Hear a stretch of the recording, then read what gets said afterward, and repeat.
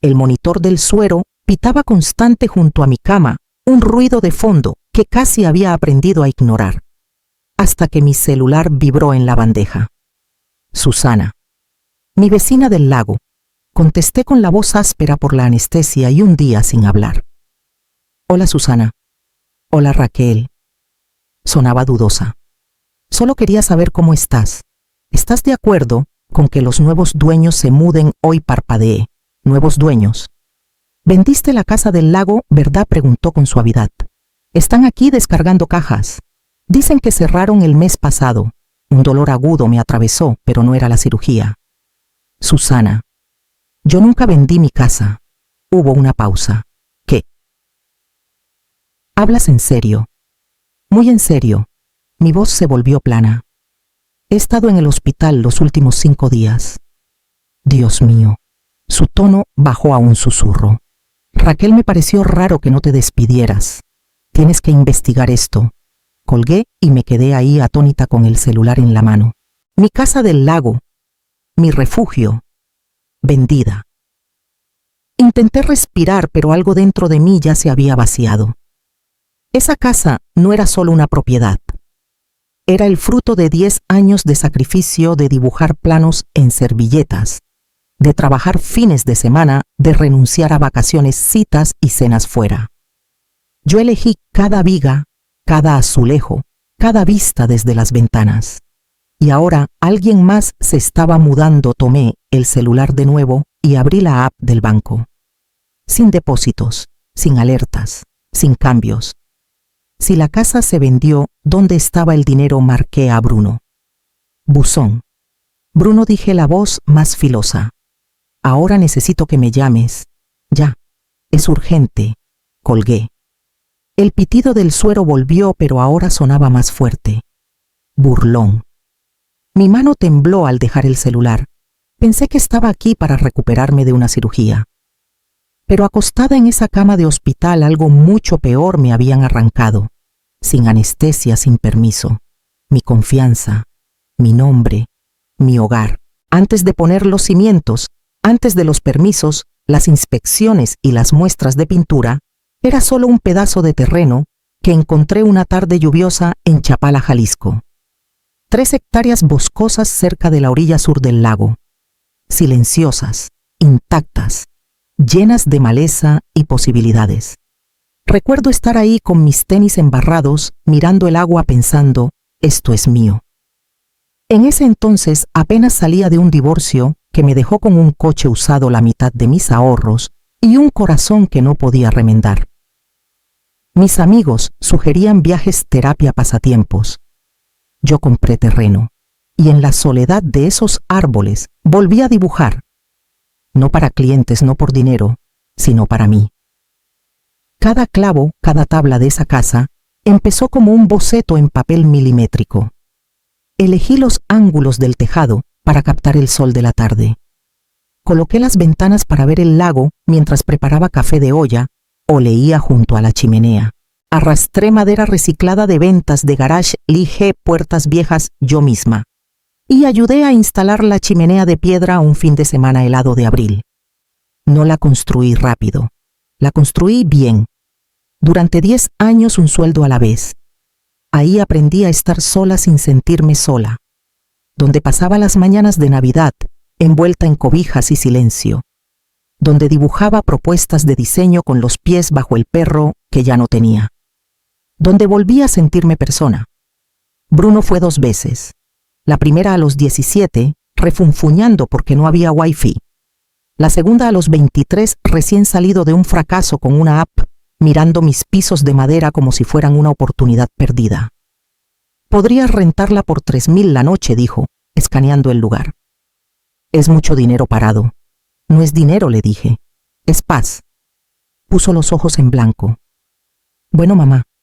Pensé que no lo entendía, que era joven ambicioso buscando validación en pitches y podcasts inspiradores. Nunca pensé que me lo quitaría. No así. Me costó todo subirme a ese coche rentado y manejar al lago.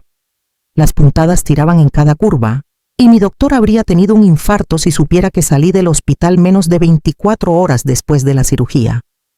pero los analgésicos no podían calmar el pánico que me arañaba el pecho. Al doblar por el camino de grava, vi el camión de mudanza antes que la casa, un U-Haul, estacionado chueco, y una SUV roja al lado. Mi corazón se detuvo al ver a la niña en el porche, descalza de unos 7 años, dando vueltas como si ya fuera su hogar. Su madre salió detrás con una almohada en la mano gritando: «Emilia, quédate donde te vea». Me orillé, apagué el motor y me quedé ahí, mi casa. Mi espacio sagrado estaba llena de risas ajenas. Me acerqué despacio. El padre me vio primero. Alto, camisa de franela, cauto pero amable. ¿En qué le ayudo? Intenté hablar. No salió nada. Tragué duro y forcé las palabras. Soy Raquel Díaz. Era mi casa. Sus ojos se entrecerraron. Usted es Raquel, sí. Una pausa larga. Su esposa se unió. Somos los Castillo, dijo suavemente. Cerramos la compra hace 3 semanas. De Raquel Díaz. Todo está por escrito. Nunca firmé nada, dije bajito. Se miraron. Él entró y volvió con una carpeta abriendo la última página. Aquí está el contrato. Esa es su firma, ¿no? Miré las letras curvas, la tinta firme. Parecía la mía. Casi. Pero la R estaba mal y el ángulo de la Z final se curvaba cuando la mía siempre es recta. No susurré. No lo es. Frunció el ceño inquieto. También tenemos un poder notarial. Dice que su hijo, Bruno, estaba autorizado para firmar por usted. Sacó otra hoja. El nombre de Bruno. Mi firma falsificada. Y los detalles de la transferencia bancaria. Reconocí el número de cuenta. No era el mío. Era el suyo. El ardor en mi pecho era peor que cualquier bisturí. Dicen que los cortes de papel son pequeños, pero este sangró hasta los huesos. Llegó 2 horas después de que le escribí. Necesitamos hablar. Ahora. Sin excusas. Sin retrasos. Entró al estacionamiento del motel como si fuera un mandado más. Jeans, sudadera, café helado en la mano, como si fuéramos a charlar de planes para el fin, no del hecho de que vendió mi casa a mis espaldas. No dije nada al principio, solo le di la copia impresa del poder notarial. La miró y levantó la vista con la culpa casual de quien ya ensayó sus líneas. No la estabas usando, dijo. Lo miré fijo. ¿Qué fuiste 2 veces este año? Es un montón de madera parada que vale 14.000. Necesitaba capital, mamá. La startup está creciendo. Estamos a punto de algo grande. Mi voz se quebró antes de darme cuenta. Falsificaste mi nombre. Tuvo la decencia de estremecerse. Apenas. Iba a decírtelo. Cuando todo se asentara, cuando tuviéramos el financiamiento, te lo iba a explicar. Siempre dijiste que creías en mí. Esa frase cayó como puñal. Lo hice. Creí en él a pesar de toques de queda rotos, proyectos fallidos, llamadas de ansiedad a medianoche. Creí en él cuando su propio padre no aparecía ni a las visitas ordenadas por el juez. Creí en él cuando su primer negocio se hundió y lloró en mi cocina con manos que no paraban de temblar. Y de alguna forma pensó que esa fe incluía esto. Construí esa casa, dije cada palabra desenvuelta con cuidado de mi pecho. Le puse 10 años de mi vida. Mientras tú intentabas monetizar fracasos, yo construía algo permanente. Tienes tu carrera, dijo, encogiéndose de hombros. Tu departamento. No necesitabas ese lugar, pero yo sí. Me miró como si yo fuera la egoísta, como si yo hubiera cruzado una línea. Lo peor, no estaba arrepentido, solo esperaba que lo entendiera, que lo aceptara, como si el amor fuera silencio, como si ser su madre significara darle todo, incluso lo que nunca ofrecí. No dormí esa noche. Las paredes del motel eran delgadas, la cama muy blanda, el calentador haciendo clics, como si contara algo que no podía detener. Pero sobre todo, era el pensamiento, no solo tomó mi casa, tomó mi nombre, mi voluntad. Al amanecer estaba al teléfono con Teresa. Teresa Mendoza fue mi compañera de universidad mi cómplice de pizzas nocturnas y con el tiempo mi abogada de bienes raíces. También era la única persona que leía la letra chiquita, por gusto. Apenas dije la primera frase cuando me interrumpió. Espera. Usó un poder notarial falso para vender tu casa del lago mientras estabas en el hospital, sí. Silencio total. Luego su voz pasó a modo abogada. Dime que aún tienes tu póliza de seguro de título. Creo que sí. Compré todo lo que me dijiste. Menos mal que lo hiciste, dijo tensa de propósito. Te quejaste del costo una semana. Te hice tomar la póliza ampliada con protección contra falsificación y fraude. Gracias a Dios que eres terca. Casi me reí y se me atoró en la garganta como algo roto. Revisaré los registros y te llamo en 1 hora, dijo. Mientras esperaba, llamé a la oficina de planeación urbana. Necesitaba saber cuánto valía mi casa. ¿Qué había robado Bruno en realidad? La mujer al teléfono fue amable, hasta cálida. Las propiedades al sur del lago fueron rezonificadas en marzo, dijo. Ahora permiten uso comercial limitado. Subió mucho su valor. La suya, la propiedad Díaz, fue tasada hace 2 semanas por una consulta de desarrolladores, estimada en C$36.000. Casi se me cae el celular. Bruno la vendió por C$14.000. No tenía idea.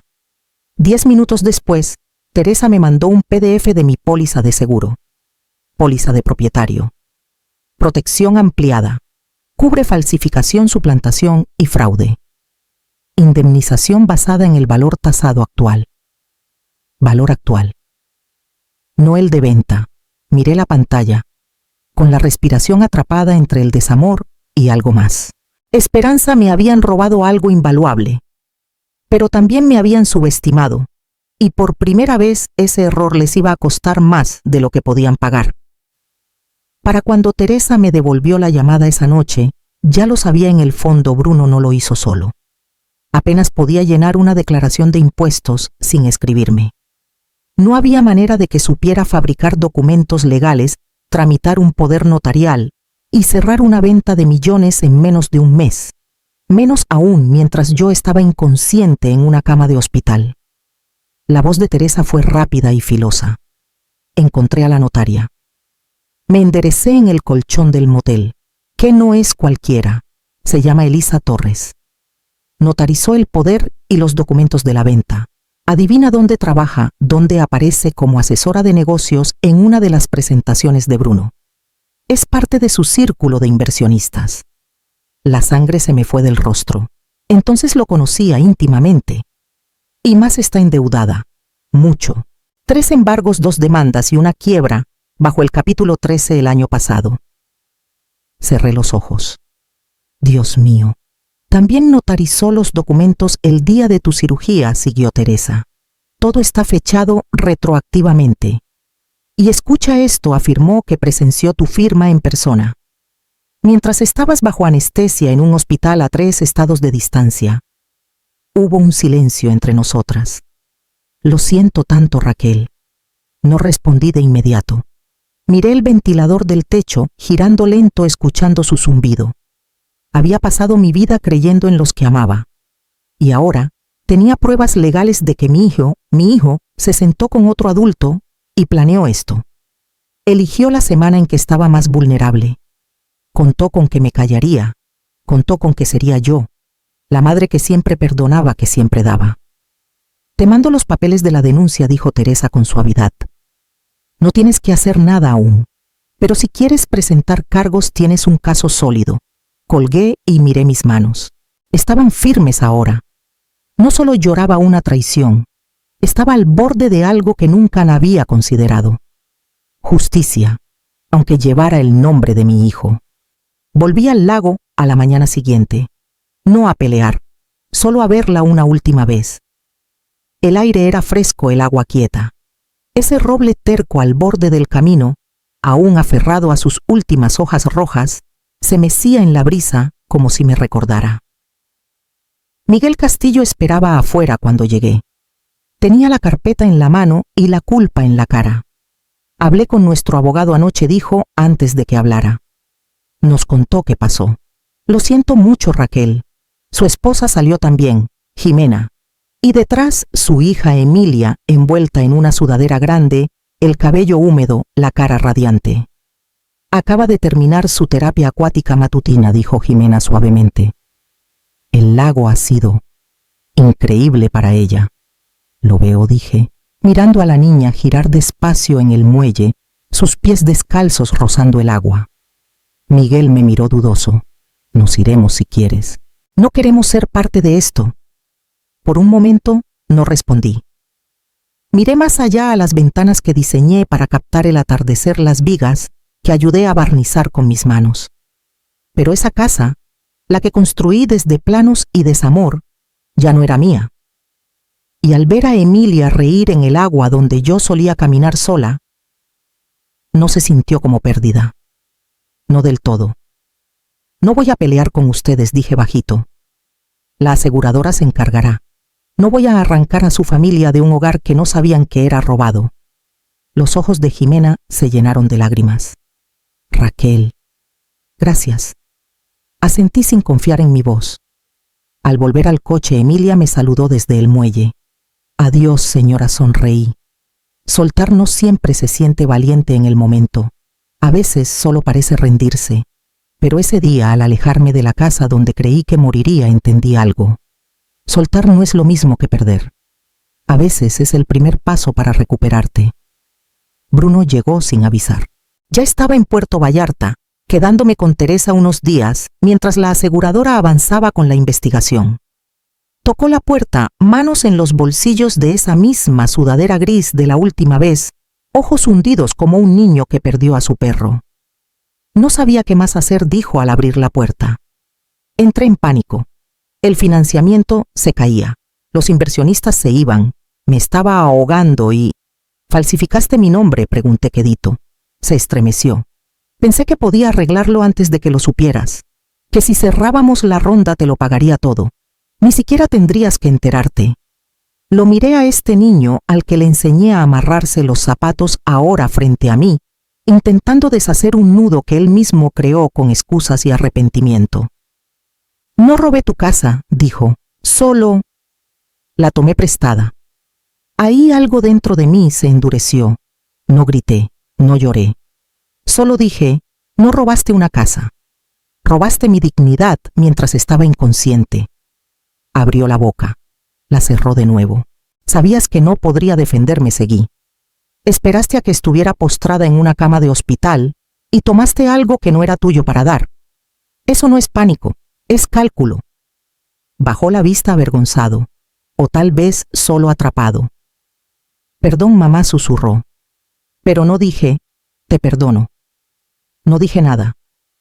Porque las disculpas no son puentes, no cuando los cimientos ya se derrumbaron. Le di tu nombre a los investigadores de la aseguradora, le dije. Te contactarán pronto. Necesitarás un abogado. Asintió una vez como si ya lo supiera. Cerré la puerta tras él. La justicia no siempre parece venganza. A veces parece silencio. A veces suena como una puerta que ya no se abre como antes. Y a veces tiene el rostro de tu hijo. Y aún así lo haces responsable. El cheque llegó un jueves por la mañana. C36.000, transferidos directo a mi cuenta desde la aseguradora con una carta oficial, reconociendo el fraude, la falsificación y la restitución total de mi pérdida. Miré los números en la pantalla un buen rato, no por la cantidad, sino porque se sentía tan quieto, limpio, clínico. No hubo celebración, ni champán. Solo yo en un rincón tranquilo del departamento de Teresa, viendo la justicia llegar no con estruendo, sino con una transacción. Bruno no respondió a la demanda. Intentó desvanecerse en el silencio, pero la aseguradora fue implacable. Presentaron demandas civiles, congelaron las cuentas de su startup y contactaron a cada inversionista que había contactado. En semanas la empresa colapsó.